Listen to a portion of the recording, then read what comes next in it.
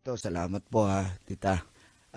Siyempre normal man niya mag-away. Kasi gusto ko talaga ng Anong binana pulis eh. Anong salamat? Wala nang salamat ngayon. Anong dala mo?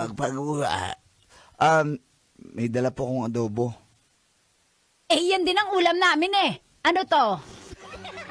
Imumukbang Hindi. natin adobo. Ano dala mo dyan? Yun nga po, adobo. Wala kasing kakain eh. Hindi Teka, bakit hindi nababa ang anak namin? May problema ba kayo? Pwede po ba kami mag-usap? Puntahan ko lang po. Kasi, Usap sa kwarto. Huwag kami. No.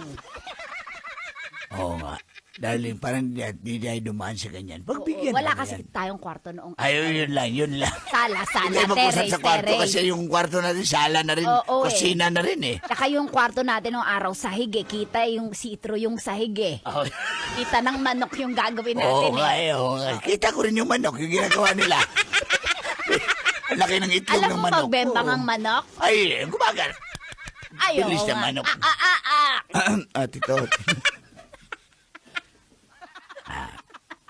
Alam mo, Sid, maniniwala na sana ako dito sa asawa ko. Kasi gumana ang manok daw.